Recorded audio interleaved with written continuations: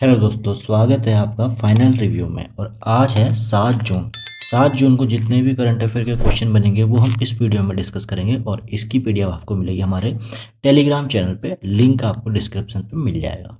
बात करते हैं आज के कोट ऑफ द डे की, जो कि सफलता की शुरुआत तब होती है दोस्तों जब आपके बहाने आपकी कोशिशों से छोटे हो जाते हैं। आज की मेहनत कल की जीत तय करेगी, इसलिए बहाने मारना बंद करें और कोशिशों को अपना बड़ा करें। यानी कि कोशिश करें, तभी जाके आपको सफलता मिलेगी। चलिए, तो जून महीने के महत्वपूर्ण दिवस और थीम की हम बात कर लेते हैं, जो कि हमने अभी तक के 6 जून तक के सभी महत्वपूर्ण दिवस और थीम देख लिए हैं। आज है 7 जून। तो 7 जून को एक मोस्ट इम्पोर्टेंट दिवस माना जाता है, जो कि है वर्ल्ड फूड सेफ्टी डे, यानी कि विश्व खाद्य सुरक्षा दिवस। और इस बार की थीम है food safety prepare for unexpected. ठीक है, खाद्य सुरक्षा अप्रत्याशित के लिए तैयार रहें। और इसी के साथ हम रिवीजन करेंगे। 7 मार्च को जन औषधि दिवस मनाया जाता है, जिसकी थीम थी सस्ती भी अच्छी भी, स्वास्थ्य का संकल्प। और 7 अप्रैल को विश्व स्वास्थ्य दिवस मनाया जाता है। और 7 मई को विश्व एथलेटिक दिवस मनाया जाता है। विश्व स्वास्थ्य दिवस की थीम थी माई हेल्थ है माई राइट। ठीक है, और यहाँ पे 7 मई वाली जो विश्व एथलेटिक्स दिवस की थीम थी वो थी athletics for all a new beginning, सभी के लिए एथलेटिक्स एक नई शुरुआत। अब बात करेंगे दोस्तों आज के महत्वपूर्ण पहले क्वेश्चन की, जो कि है जून 2026 में उत्तराखंड विद्युत नियामक आयोग द्वारा ग्रिड को मजबूत करने के लिए बिजली आपूर्ति को स्थिर करने के लिए किस नए फ्रेमवर्क का ड्राफ्ट यहाँ पर जारी किया है, मसौदा यहाँ पे तैयार किया है। ठीक है, तो ये किया है उत्तराखंड एन उत्तराखंड एंसिलरी सर्विसेज रेगुलेशन 2026 का यहाँ पे ड्राफ्ट तैयार किया है। यूईआरसी ने राज्य स्तर पर सहायक सेवाओं को खरीद, तैनाती और भुगतान के लिए नया ड्राफ्ट यहाँ पे जारी किया है, जो ग्रिड स्थिरता को यहाँ पे बढ़ाएगा। देख लेते हैं डिटेल में क्या चीज़ है ये सहायक सेवाएं, यानी कि एंसिलरी सर्विसेज, जो कि ग्रिड की फ्रीक्वेंसी को नियंत्रित करने और बिजली की जो मांग आपूर्ति है उसमें जो उतार चढ़ाव होता है उसको संभालने के काम करती है। उत्तराखंड विद्युत विनियामक आयोग की बात करें तो राज्य में विद्युत दरें तय करने और ग्रिड की जो सुरक्षा है नियम है उनको लागू करने वाली सर्वोच्च वैधानिक संस्था ये है।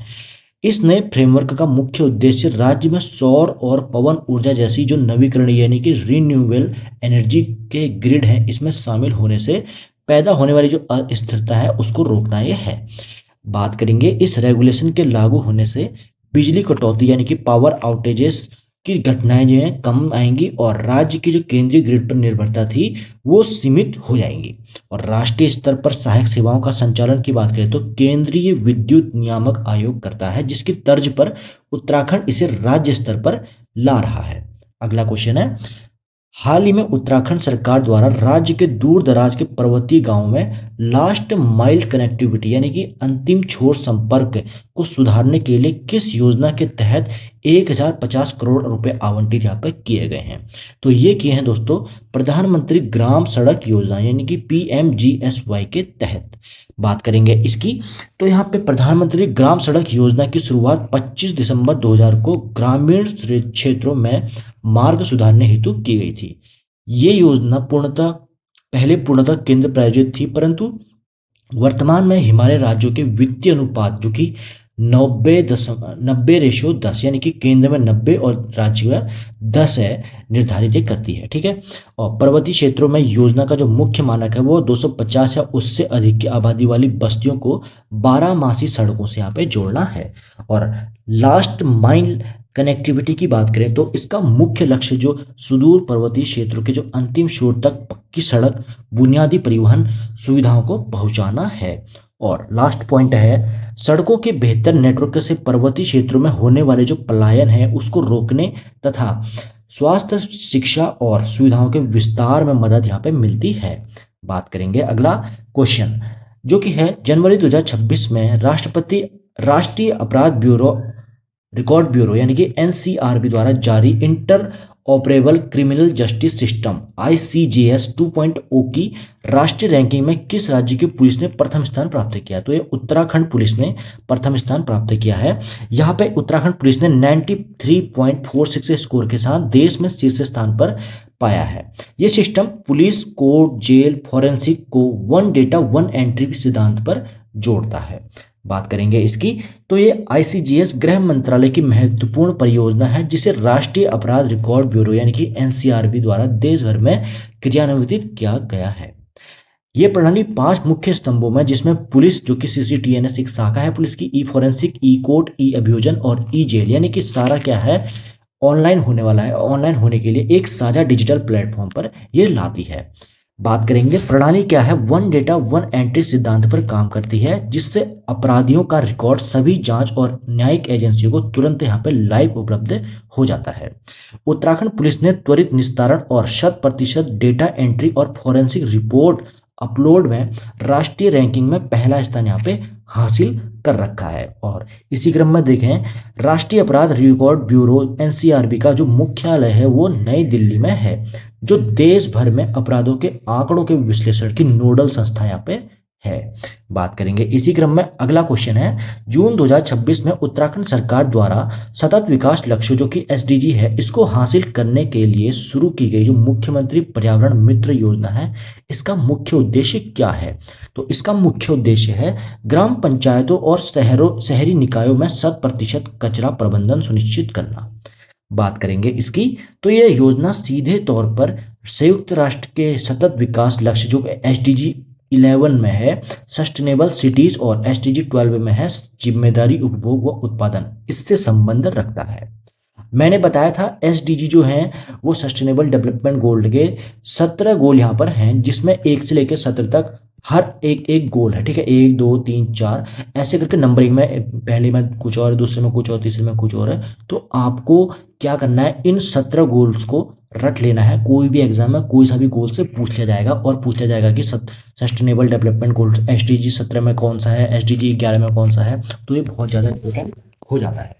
बात करेंगे इसके बाद, अगला पॉइंट है, योजना के तहत ग्रामीण और शहरी दोनों क्षेत्रों में सोर्स सेग्रीगेशन यानी कि कूड़े को स्रोत पर ही अलग करना, यानी कि जहां पे कूड़ा उठा रहे हैं वहीं पे उसको अलग कर देना, इसको अनिवार्य रूप से लागू किया जा रहा है। ये पहल वेस्ट टू वेल्थ है, यानी कि कचरे से कंचन की अवधारणा पर आधारित है। यानी कि कचरे से क्या है, बहुत सारी, मतलब कि कचरे से कंचन यानी कि वेल्थ, कुछ काम की चीजें, कुल कहने का मतलब यह है कचरे से ही काम की चीजें बनाने का है इसका पहल।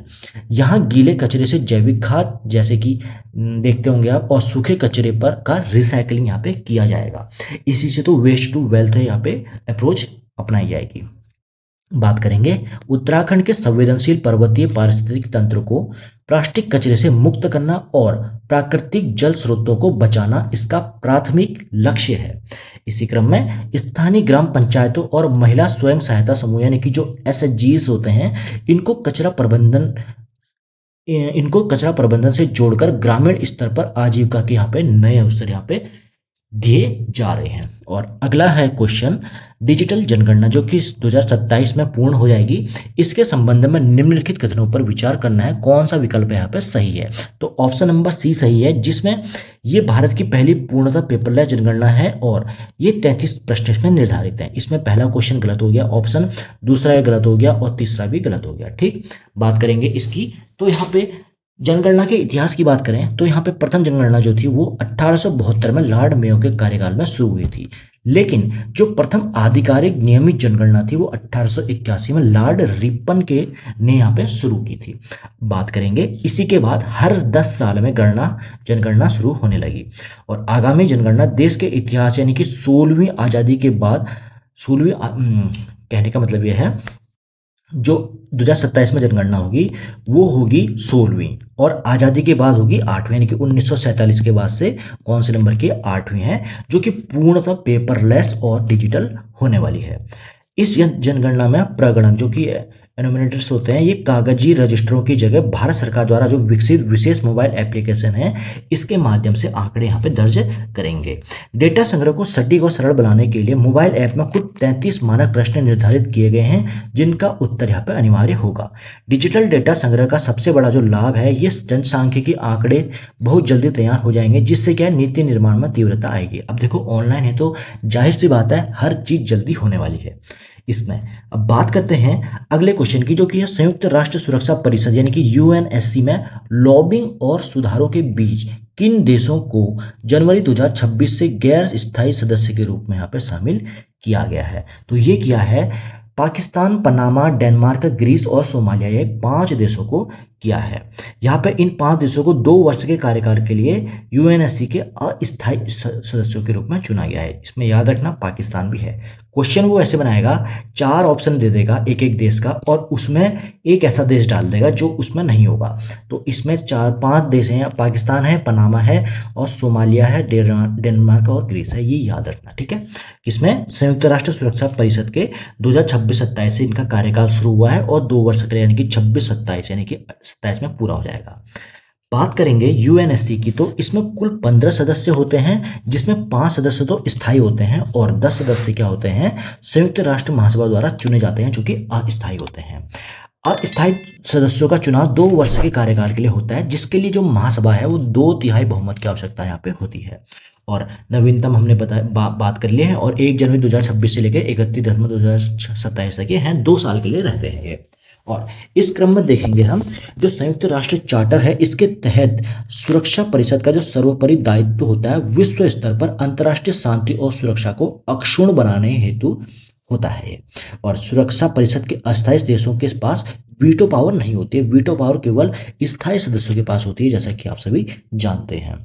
अगला क्वेश्चन है, केंद्रीय जहाजरानी और जलमार्ग मंत्रालय द्वारा देश के पहले राष्ट्रीय समुद्री विरासत परिसर नेशनल हेरिटेज कॉम्प्लेक्स का विकास यहाँ पे कहाँ पे किया जा रहा है? तो ये किया जा रहा है दोस्तों लोथल, गुजरात पे, ठीक है। बात करेंगे यहाँ पे इसकी, लोथल गुजरात के जो क्षेत्र है लोथल, यहाँ पे भाल क्षेत्र में भोगवा नदी के तट पर स्थित जो हड़प्पा सभ्यता है, इसका सबसे प्राचीन और प्रसिद्ध बंदरगाह शहर ये है। आप सबने पढ़ा होगा, जो सिंधु सभ्यता है वहां पे लोथल क्या था, एक बंदरगाह शहर था, बहुत पुराना, भोगवा नदी के तट पे। यहाँ पे बात करेंगे राष्ट्रीय समुद्री विरासत परिषद की, तो इसका निर्माण केंद्रीय पत्तन, पोत, परिवहन और जलमार्ग मंत्रालय द्वारा यहाँ पे विश्व स्तरीय पर्यटन स्थल के रूप में किया जा रहा है। यहाँ पे इसका उद्देश्य है भारत के जो लगभग 5000 वर्ष पुराने समुद्री व्यापारिक गौरव है और नाविक कौशल और प्राचीन जलमार्ग है, इसके इतिहास को पुनः सहेजना यहाँ पे है, यानी कि एक हिसाब से कह लो संग्रहालय टाइप का, ठीक है नी। अब इस परिसर की जो मुख्य विशेषता है, इसमें दुनिया का सबसे ऊंचा जो लाइट हाउस संग्रहालय है और सिंधु सभ्यता को प्रदर्शित करने वाले जो थीम पार्क हैं इसमें शामिल किए गए हैं। और इस मेगा प्रोजेक्ट को तकनीक और रणनीतिक रूप से उन्नत बनाने के लिए भारत सरकार पुर्तगाल के समुद्री संस्थानों के साथ मिलकर काम कर रही है। अगला क्वेश्चन है दोस्तों, उपभोक्ता मूल्य सूचकांक जो कि सीपीआई पर आधारित जो खुदरा मुद्रास्फीति यानी कि रिटेल इन्फ्लेशन है, इसको आरबीआई ने किस आदर्श सीमा के भीतर रखने का लक्ष्य मार्च 2026 में रिपीट किया है यानी कि दोहराया है? तो ये है ऑप्शन नंबर बी, 4%। यहाँ पे दोस्तों 2% के उतार चढ़ाव के साथ यानी कि 2 या 6% यहाँ पे जा सकता है, ठीक है। मूल्य स्थिरता बनाए रखने के लिए केंद्रीय बैंक को खुदरा महंगाई दर को 4% पर बनाए रखने का संवैधानिक यहाँ पे जनादेश प्राप्त हुआ है। इसी क्रम में देखेंगे, इसकी बात कर लेते तो भारत में जो खुदरा मुद्रास्फीति का मापन है उपभोक्ता मूल्य सूचकांक द्वारा होता है, जिसका डेटा राष्ट्रीय सांख्यिकी कार्यालय यानी कि एनएसओ द्वारा यहाँ पे जारी किया जाता है। आरबीआई अधिनियम की बात करें तो 1934 के अनुसार केंद्र सरकार ने आरबीआई को महंगाई को नियंत्रित करने का वैधानिक लक्ष्य यहाँ पे सौंपा है, ठीक है। और इस मौद्रिक फ्रेमवर्क के तहत खुदरा महंगाई के ऊपरी सीमा 6% और निचली सीमा 2% के बीच निर्धारित यहाँ पे की जाती है, की गई है। मतलब क्योंकि 4% है तो 2% प्लस होगा, 2% यहाँ पे माइनस होगा, तो यहाँ पे 4 और 6 का यहाँ पे 4 और 2 का यहाँ पे ना 6 और 2 का यहाँ पे हो रहा है, ठीक है। इसकी ये सीमा है, लिमिटेड है। बात करेंगे, इस तय सीमा को लचीला मुद्रास्फीति लक्ष्यीकरण ढांचा कहा जाता है, जिसका मध्यमकालिक आदर्श क्या है, 4% में प्लस माइनस 2%, ठीक है, ऊपर नीचे 2% हो सकता है।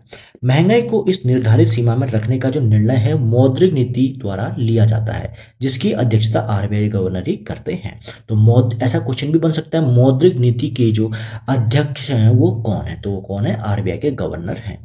और कमेंट में बताना दोस्तों आरबीआई के गवर्नर वर्तमान में कौन है, ठीक है। अब बात करेंगे अगले क्वेश्चन की। दुनिया का जो पहला लकड़ी का उपग्रह है, ठीक है, वुडन सैटेलाइट है लिंगोसैट, ठीक है, याद रखना इसका नाम लिंगोसैट है, जिसने हाल ही में अंतरिक्ष में लॉन्च किया है। किन एजेंसियों के सहयोग से किया है? तो ये किया है दोस्तों जाक्सा और क्योटो विश्वविद्यालय, जो कि जापान के, ये दोनों, जाक्सा क्या है, जापान की स्पेस एजेंसी है, और क्योटो विश्वविद्यालय जापान में है। तो इन दोनों ने मिलकर किया है।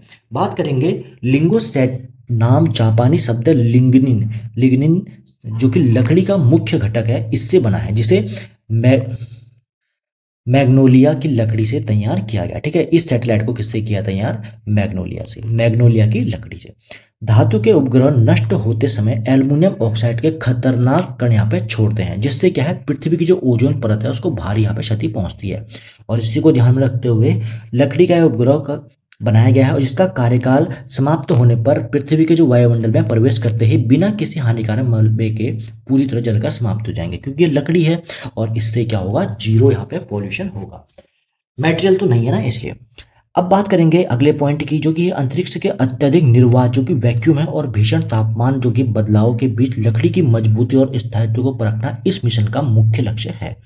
और ये ऐतिहासिक पहल जापान अंतरिक्ष एजेंसी यानी कि जाक्सा और क्योटो विश्वविद्यालय के साझा अनुसंधान का ये रिजल्ट है। बात करेंगे अगला क्वेश्चन है, सीमा सड़क सुरक्षा बीआरओ, सीमा सड़क संगठन है सॉरी, द्वारा किस राज्य यानी कि यूटी यानी कि यूनियन टेरिटरी में दुनिया की सबसे ऊंची मोटर वाहन योग्य सड़क उमलिंग ला, इसके बाद न्योमा हवाई पट्टी का विकास यहाँ पे किया जा रहा है। तो ये जाहिर सी बात है, लद्दाख में ही हो सकता है सबसे ऊंचे स्थान पर बाइक या हवाई पट्टी, ठीक है। अब बात करेंगे इसकी, तो बीआरओ की स्थापना की हम सबसे पहले देख लेते हैं। 7 मई 1960 को देश के सीमावर्ती क्षेत्रों में सड़क और बुनियादी विकास को गति देने हेतु की गई थी। बात करेंगे जो पूर्वी लद्दाख है, इसमें स्थित है न्यूमा हवाई पट्टी। ये वास्तविक रेखा नियंत्रण रेखा जो कि एलएसी है, इसके अत्यंत पास एक महत्वपूर्ण एडवांस लैंडिंग ग्राउंड है। अब एलएसी क्या है? एलएसी ना चाइना की साइड से जो लगती है, भारत की जो सीमा है वो उसके अंदर है, जैसे एलओसी है ना वैसे एलएसी है। यहाँ पे बात करेंगे इसके जो पूर्ण विकास से भारतीय वायुसेना के भारी मालवाहक विमान जो कि C-17 ग्लोब मास्टर है, और जो लड़ाकू विमान है, चाइना के सीमा के निकट आसानी से यहाँ पर लैंड कर सकेंगे। और लद्दाख का जो प्रसिद्ध उमलिंग ला दर्रा है 19,024 फीट का ऊंचाई पर है, ये दुनिया की सबसे ऊंची मोटर वाहन योग्य पक्की सड़क होने का रिकॉर्ड ये रखता है, जिसे बीआरओ ने ही बना रखा है। न्योमा की रणनीति की बात करें तो असुरक्षा, विषम मौसम और भारी ऊंचाई वाले क्षेत्रों में भारतीय सेना की सैन्य लॉजिस्टिक क्षमता को कई गुना यहाँ पे मजबूत कर देगी। बात करेंगे इसी क्रम में कृषि मंत्रालय के दूसरे अग्रिम अनुमानों के अनुसार वर्ष 2025-26 में भारत में किस प्रमुख दलहन यानी कि पल्स क्रॉप है, इसके उत्पादन में कमी दर्ज की गई है। तो ये की गई है तुअर यानी कि अरहर दाल में। बात करेंगे इसके, तो कृषि और किसान कल्याण मंत्रालय देश में फसल उत्पादन का आकलन करने के लिए समय समय पर क्या करता है, 4 अग्रिम अनुमान यहाँ पे एडवांस एस्टिमेट जारी कर देता है, जिसमें अरहर या तुअर की दाल को भारत की प्रमुख खरीफ दलहन फसल यहाँ पे कहा गया है, जिसकी बुआई मानसून की शुरुआत के साथ साथ जून जुलाई में की जाती है। और महाराष्ट्र, मध्य प्रदेश, कर्नाटक देश के शीर्ष उत्पादक है, जहां मानसून की अनिश्चितता का सीधा प्रभाव कुल राष्ट्रीय उत्पादन पर पड़ता है। बात करेंगे भारत वैश्विक स्तर पर दलहन का सबसे बड़ा उत्पादक व उपभोक्ता है, उपभोक्ता होने के साथ साथ घरेलू कमी के कारण सबसे बड़ा आयातक भी है। ठीक है, समझ रहे हो ना। यानी कि भारत में क्या है, दलहन का उपयोग सबसे ज़्यादा किया जाता है, यहाँ तक कि सबसे बड़ा उत्पादक होने के बाद भी यहाँ पे आयात करना पड़ता है, क्योंकि सबसे बड़ा उपभोक्ता भी यही है। उत्पादन में कमी के चलते घरेलू कीमतों को नियंत्रित करने हेतु मोजाम्बिक और म्यांमार, तंजानिया से अरहर का आयात यहाँ पे बढ़ रहा है।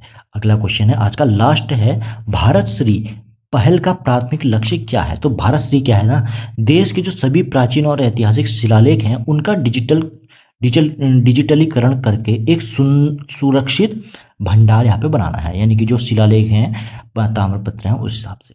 अब बात करेंगे भारत श्री का पूर्ण रूप, पहले देख लेते हैं। Bharat shared repository of encryptions, ठीक है, जिसकी घोषणा केंद्रीय बजट के दौरान की गई थी।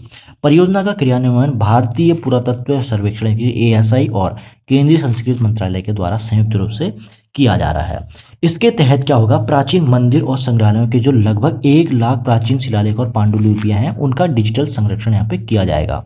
इस डेटाबेस से जो शोधकर्ता हैं यानी कि साइंटिस्ट हैं उनको भारत की जो प्राचीन भाषाएं जैसे कि प्राकृत, संस्कृत और तमिल, इनकी लिपियों को गहन में सहायता मिलेगी अध्ययन में। और बात करेंगे ये पहल क्या है, बहुमूल्य संस्कृति और विरासत को सहेजने और उसे नष्ट होने से बचाने की दिशा में डिजिटल इंडिया का बेहतरीन उदाहरण ये है। तो दोस्तों ये थे आज के महत्वपूर्ण करंट अफेयर। अब बात करते हैं कल के क्वेश्चन की, जो कि था, पूछा गया था, उत्तराखंड राज्य अल्मोड़ा के दौरान आंदोलन के दौरान, ठीक है, अल्मोड़ा आंदोलन के दौरान 2 सितंबर 1994 को खटीमा गोलीकांड हुआ था। इसे छात्र आंदोलन के इतिहास में किसे काले दिन का रूप में याद किया जाता है? तो ये किया जाता है उत्तराखंड का काला दिन के रूप में। 2 सितंबर 1994 को खटीमा पुलिस ने आंदोलनकारियों पर अंधाधुंध गोलियां चला दी थी, जिसमें कई लोग शहीद हुए और इसे उत्तराखंड का काला दिन कहा जाता है।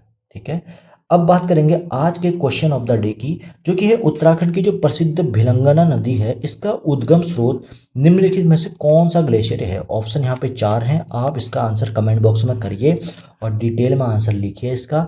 और ये थी दोस्तों आज की करंट अफेयर की क्लास। अब मिलेंगे हम अगली क्लास में अगले करंट अफेयर के साथ। तब तक के लिए थैंक यू, जय हिंद।